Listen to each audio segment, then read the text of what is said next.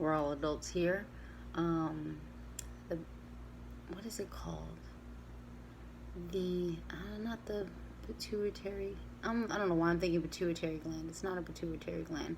It's a gland only the man has. And that's considered like an atrophied womb, or another version, a smaller version of a womb, and the prostate.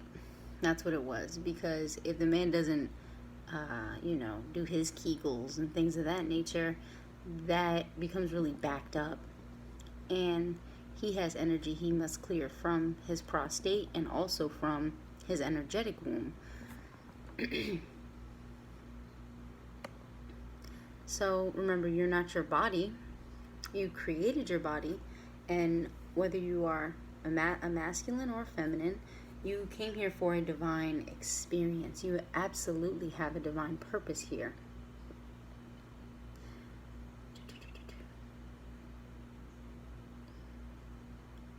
And then I talked about your past lives. Yes, honor your past lives.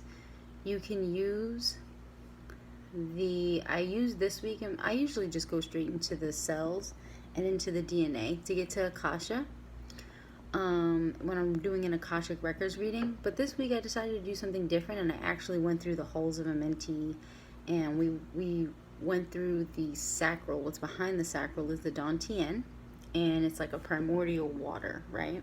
Your 3 primordial chakras, your pineal, your heart. Behind your heart chakra, there's a black dot, pineal gland, and then you have the Dantian down here, which is like sacred waters, and you can go in that area as well. And you can go in there, go to the halls of amentie. I literally opened up my clients' like book of life and was just going through the pages, and it's like, and you know how in the movies, if you stop, like Page Master, when you stop on a page, you can get sucked in the book and go to that world and stuff, or they had like different worlds in the library. It was kind of like that. So I'm really thinking that they channeled that movie from either some understanding, either unconscious or subconscious or conscious. It was dealing a lot with the Akashic records. I should have grabbed some water. Okay, and then I took you guys through meditation for past lives, but before that I talked about how you can go backwards and perceive linear time, because all time is happening in the now.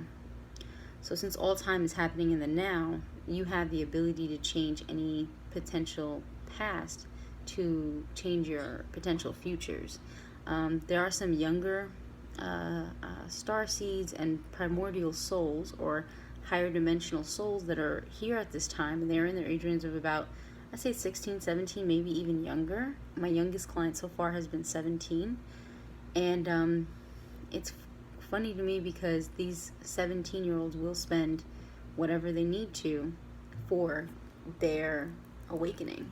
They invest in themselves, and they don't feel bad about it. They'll go work a job, do what they have to do, and they'll spend that money on, a reading, something that they know is going to assist them, as opposed to spending it on a pair of sneakers or something like a lot of us would have done when we were younger. So that was, well, if I knew about readings, I probably would have spent my money on that too. It's kind of a good thing I didn't, because it was a crazier world, and a lot of people were throwing death sigils and curses back then. So I'm a little happy that I wasn't so deep into this at that time. I still was in my own, world. I'm still in my own world, but I was in my own like mundane world. It really wasn't mundane. I just didn't know about this stuff. It wasn't time yet. Meditation for past lives, right? This one's beautiful, and this is exactly where I talked about going through the halls of amentie or Akasha. We also channeled through the center of the earth. So that was really fun, channeling through the center of the earth, and going into the halls of amentie, dealing with the DNA as a living library, and it was just beautiful. It was really, really beautiful. Very easy, very simple, sublime. And any of you can do it. Tap into your imagination. Allow yourself to zone out, as they say. And I talk about what because it was funny, because this client that I had, he talked about how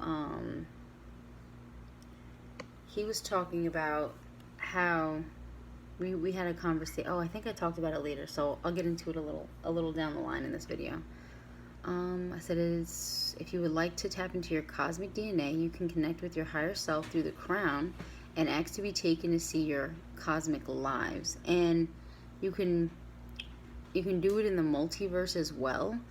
If you need to know something from your past life, because it's going to help you with what you're dealing with right now and understanding where you are on your journey a little bit better, I would recommend it. It's really important to deal with this life. A lot of people can't even remember their childhood, and I was one of them. I couldn't remember certain aspects of my childhood, so when I did my healing, I would just go a step back, a step back, a step back. And I would channel through the heart and through my emotion, and I would ask, okay, this emotion hurts, I'm triggered, where does it come from? And I would learn to like go backwards in time to the inception of that trauma that caused that insecurity or that pain, or that feeling of abandonment. I used to get that a lot, and once I was able to resolve the root of the issue, then I was able to move forward with more clarity, and then over time I just kept going back to the womb. When I went back to the womb, then I went back as far as finding out what it was like when my soul was born. And any of us can figure out where we were, what it was like when our soul was actually born. In 90 with the Great Mother, you can absolutely go back and figure out, okay, my soul was born here, and then you can even stop and just ask her, what was I created for? And